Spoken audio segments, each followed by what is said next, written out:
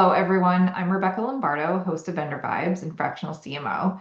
Today, I'm here with Stephanie. Hi, Stephanie. How are you? Hey, Rebecca, thanks for having me today. So glad to speak with you. You've got a pretty interesting marketing and software type of experience. Can you tell us a little bit about what you do?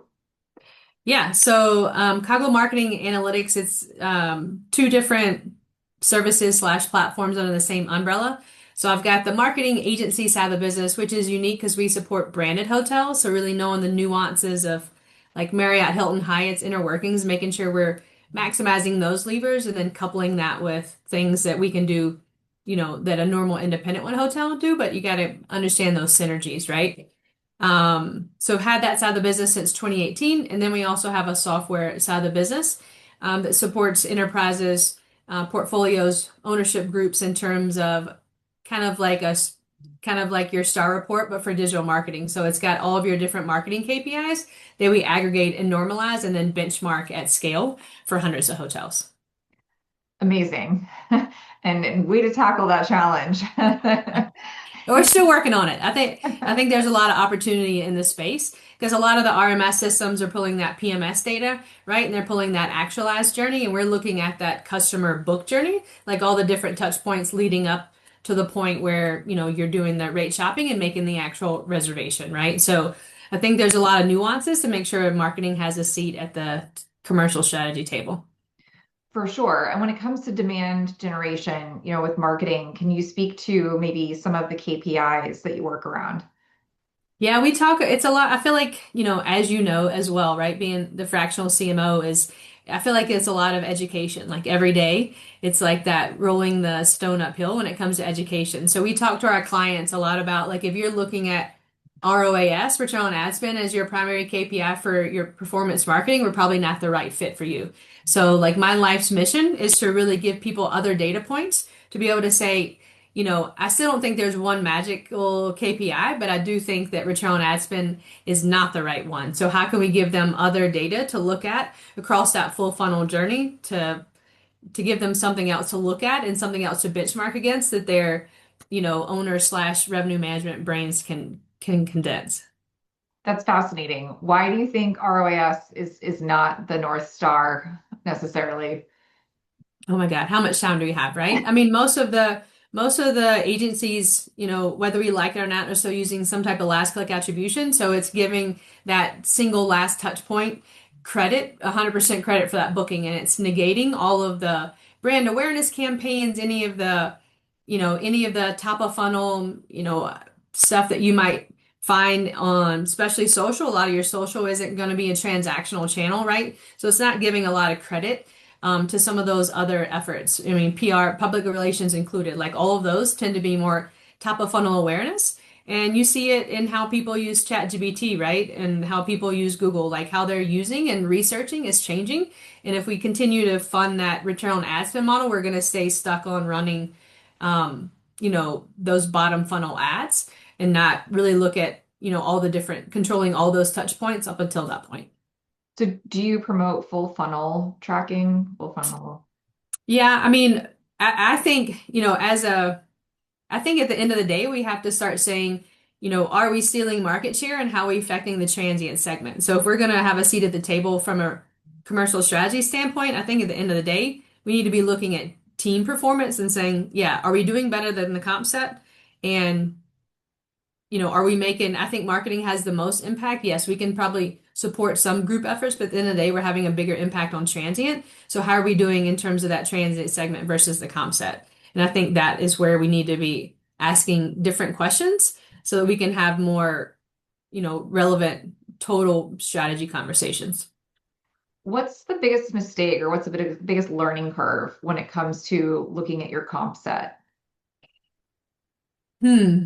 I mean, one, I think the digital comp set is way bigger than people's like star comp set, right? So people say, "Oh, I've got this star comp set." Like people aren't just shopping the 4 or 5 hotels that sit on your star report, right? In the digital landscape, you could have a select service hotel being shopped against a full service hotel. You can have a branded hotel being shopped against an independent hotel. So I think, when you look at it digitally, like your comp set is way bigger than what you see on that myopic star report, right? So I think there's a lot of people, it's a self-serving model, right? They're going to choose maybe hotels that will maybe naturally make themselves look better when in reality, like that's not how the consumer shops. What have you noticed about the way that consumer shopping has changed in 2025?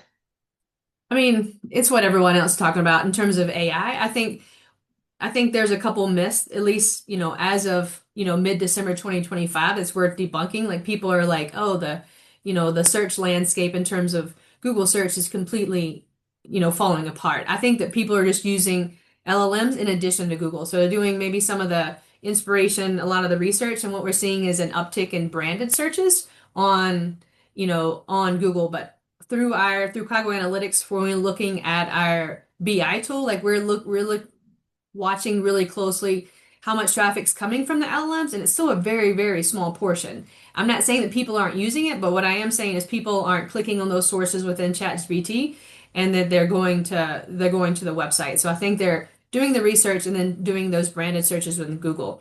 The other thing that we're seeing is I had the misconception that I mean, we index 630 hotels that we're tracking this data for. So I was like, oh, it's probably those big kind of destination resorts that are capturing all of the LLM traffic and exposure. And it's absolutely not that. Like we have random select service hotels in DC that are capturing a lot. But it's very, of the 630 hotels, probably 20% of the hotels are getting a third of the LLM traffic. So it's almost like an all or nothing game in terms of the hotels that are garnering the most exposure within the LLMs.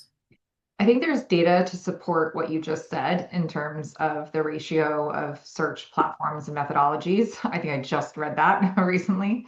But also they always say the top like 20% of businesses caught by, the 80/20 rule. So I see that as That's well. certainly, yeah, Yeah. that's certainly seeing that. We do a monthly data presentation. Happy to share this in the show notes, the one that we did for December that just looks at 2025 to say, hey, let's talk about like are CPCs actually rising in all channels? They're actually not.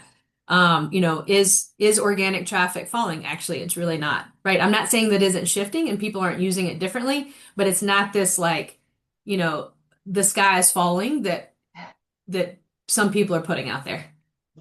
Yes, I completely agree. The sky is not falling when it comes to Google search. There's a lot of dramatic change to your point, but it's not to the degree quite yet. So Yeah. tell us a Yeah. I little mean, bit. ask again in 6 months. That's why I need to preface that was as of December 2025, this is where we are right now. Yes, exactly. So how does your software work? So, I mean, I think a lot of people use a lot of different agencies, and we are agency agnostic. So you don't have to use our marketing agency to use our BI tool. So we aggregate all of the website data, all of the paid media data, all your reviews, all your social, and then normalize that so you can compare it and benchmark it against multiple benchmarks. So you can benchmark within your portfolio, you can benchmark by chain scale, you can benchmark by hotel location, you can benchmark by market. So depending on where that hotel sits, some benchmarks might make more sense, but the core component of that is the ETL process of bringing in that data, transforming it, and loading in a way that makes it usable, no matter which agency you use, no matter if you do it in-house. So like, and then pulling in all of the hotel specific vendors that are out there, whether it's Expedia Travel Ads or Cody or Sojourn. Basically, it's agnostic platform, so you can see everything in one place and start to understand at the end of the day what's making an impact. What does the education process look like there? Do you do a lot of advising around, what gets pulled in for comparison and things like that? Yeah, and I think a lot of people, look at things differently, but like for us, we work more off a community model. Like I'm like, this is how we view things. Meta search is a good example. Like we're pretty, we don't see meta search as an incremental channel. We're looking at it as more channel shift. So when you're looking at how to divvy budget, like that's important for them to know that's how we've trained the model. So the other part is us building that closed loop LLM infrastructure. So instead of uploading your reports to ChatGPT and have it do analysis, we're creating that environment within our software so that you can ask it questions, help it identify trends above and beyond our dashboard. So obviously, in terms of training an LLM, that's based off the knowledge of me and my team, which might differ than how you view things, right? So there's always that continuous learning that the LLM is doing, but that standard, like this is how we look at things is probably a little bit different. Like how do we look at full funnel? How do we look at meta search? And a lot of that is, what is that saying about the rising of the tides, all the ships? Lifts all the ships. Yeah. Yeah, it lifts all the ships, right? So that's, we spend a lot of time, like at least quarterly training calls with all of our clients to say, hey, like, how are you? I can see what you're using. Try using this. Are you analyzing this? Are you taking this in consideration? So kind of helping them throughout that process. I always tell clients like a good partner is proactive on your behalf, like on a regular basis. And it sounds like that's what you guys are doing. Yeah, I mean, it's always easier said than done, right? I mean, I do believe still at the foundation, even though the software is more of a SaaS model, like I still believe in the people component because if they're not using it, then they're not getting any value out of it. But even on the agency side, it's always that hard thing, and you probably see it too. It's like, how do you tangibilize the the EQ and the proactive strategy? Like until you touch it and feel it, it's really hard for people to say, oh, this does feel different than my typical agency partnership, or this does feel different than, my outsourced consultant or vendor. Like you want to be seen as kind of a part of that team, and until they touch it and feel it, it's hard to like speak to that, right? Exactly. So educate me a little bit here. I'd love to know what kind of point of contact you work with when you first start working with a partner. Is it somebody within the marketing and sales team? Is it someone in leadership? How does that usually connect? Yeah, I mean, I think it's funny that originally when I started getting into software, I thought my agency clients and my software clients would be the exact same and I could cross sell.